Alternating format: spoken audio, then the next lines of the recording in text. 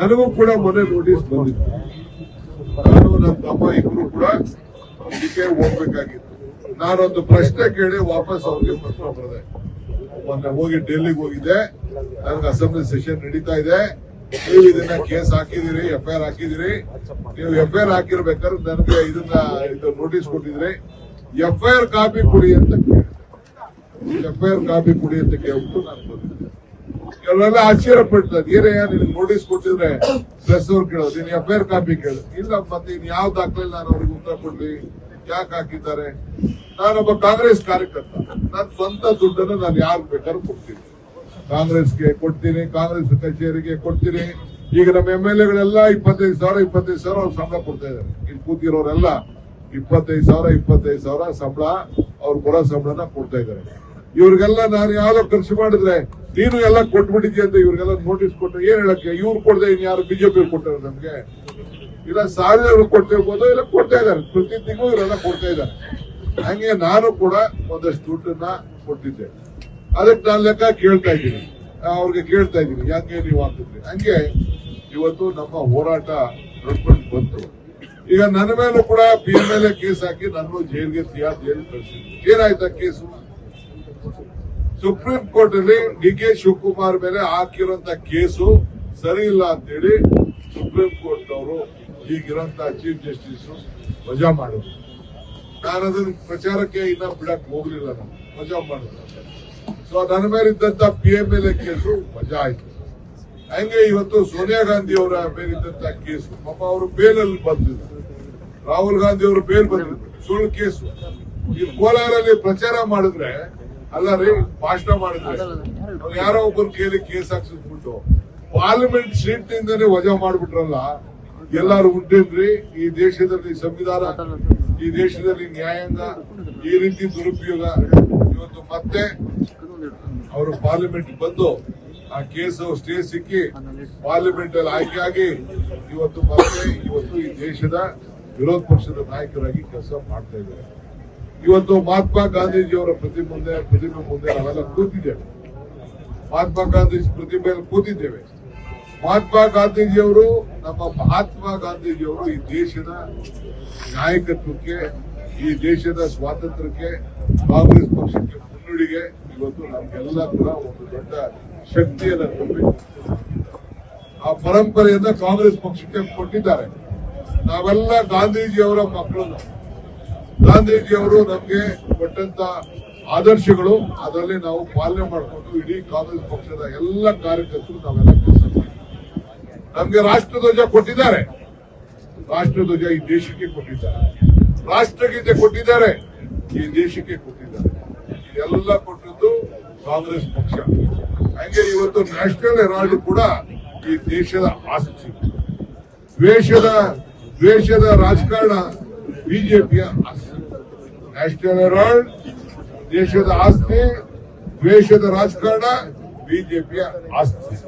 ಹಿಂಗೆ ಸತ್ಯಕ್ಕೆ ಸಾವಿಲ್ಲ, ಸುಳ್ಳು ಕೇಸಿಗೆ ಆಯುಷ್ ಇಲ್ಲ. ಅದಕ್ಕೆ ನಿನ್ನೆ ಬಂದಂತ ಜಡ್ಜ್ಮೆಂಟ್ ಸಾಕ್ಷಿಯಾಗಿ ಇವತ್ತು ಹೋಗ್ಕೊಂಡಿದೆ. ಸತ್ಯಮೇವೆ ಜಯತೆ, ಇದು ಬಿಜೆಪಿಗಿಲ್ಲ ಘನತೆ. ಇದು ನೀವೆಲ್ಲ ಗಮನದಲ್ಲಿಟ್ಕೊಳ್ಬೇಕು. ಪಿತೂರಿಯಿಂದ ಸೋಲಿಸಲಿಕ್ಕೆ ಸಾಧ್ಯ ಇಲ್ಲ, ದ್ವೇಷದಿಂದ ಕುಗ್ಗಿಸಲಿಕ್ಕೆ ಸಾಧ್ಯ ಇಲ್ಲ. ಆದ್ರಿಂದ justice for Congress, face loss for BJP. ಇದನ್ನ ತಾವೆಲ್ಲ ಗಮನದಲ್ಲಿ ಇಟ್ಕೊಳ್ಬೇಕು. So end of BJP conspiracy, ಇವತ್ತು ವಿಕ್ಟರಿ ಫಾರ್ ಡೆಮೋಕ್ರಸಿ. ಬಿಜೆಪಿ ಎಷ್ಟೇ ಪಿತೂರಿ ಮಾಡಿದ್ರು ಕೂಡ ನಮ್ಗೆ ನ್ಯಾಯ ಇವತ್ತು ಸಿಕ್ಕಿದೆ.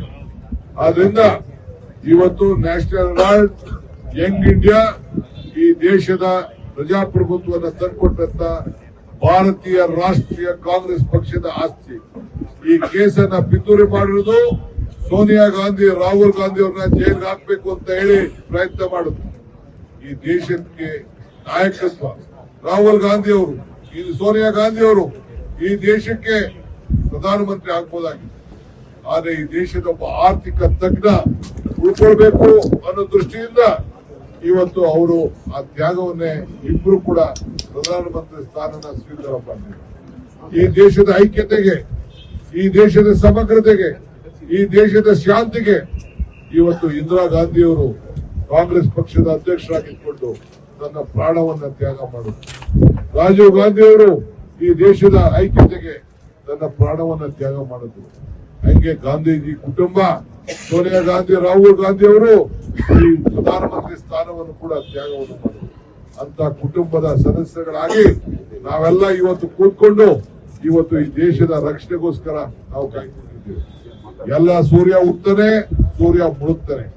ಇವತ್ತು ಎಷ್ಟೇ ಸತ್ಯ ಪಿತೂರಿ, ಸತ್ಯದ ವಿರುದ್ಧ ಪ್ರತಿಭಟನೆ ಮಾಡಿ ನಮ್ಮ ನಾಯಕರುಗಳಿಗೆ ಬಂಧಿಸಬೇಕು ಅಂತ ಏನು ಕುತಂತ್ರವಾಗಿ 420 ಕೇಸ್ ಅಂತ ಹೇಳಿ 120 ಬಿ ಕಾನ್ಸ್ಪಿರಸಿ 420 ಅಂತ ಹೇಳಿ ಕೇಸನ್ನ ಸೆಕ್ಷನ್ ಗಳನ್ನ ಹಾಕಿದ್ರು. ಇವತ್ತು ನ್ಯಾಯ ಸಿಕ್ಕಿದೆ. ಇನ್ನೂ ಕೂಡ ಬೇಕಾದಷ್ಟು ಕೇಸ್ಗಳು ಹಾಕ್ತಾರೆ, ನಾವೆಲ್ಲ ಅರಿವಿದೆ.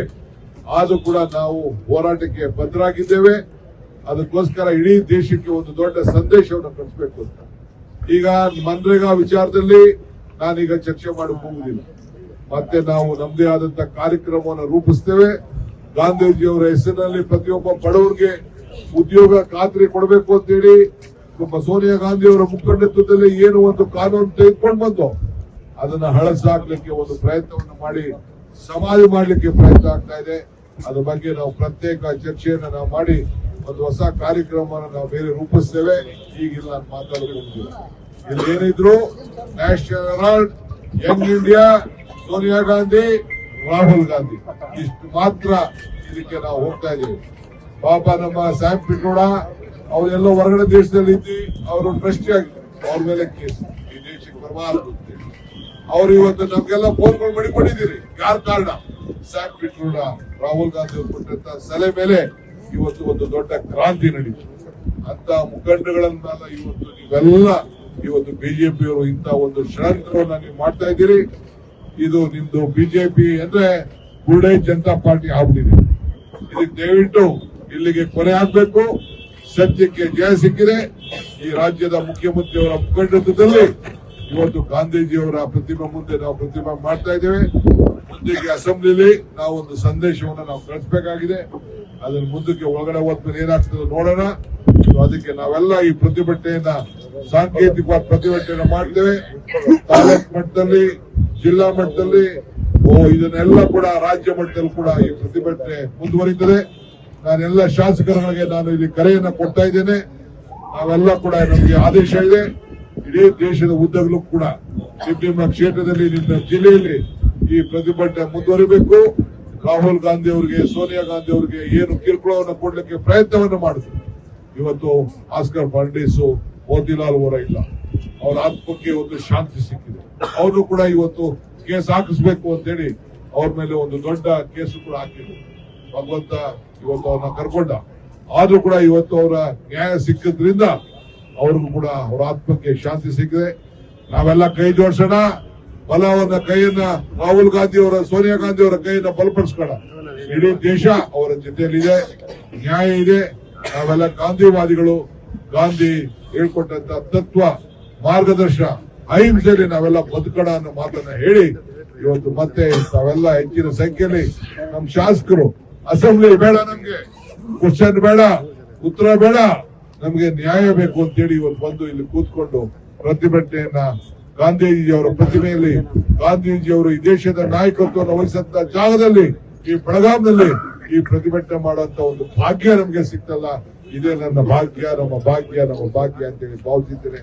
ಮಾನ್ಯ ಮುಖ್ಯಮಂತ್ರಿಗಳು ತಮ್ಮನ್ನು ಉದ್ದೇಶಿಸಿ ಮಾತಾಡ್ತಾರೆ.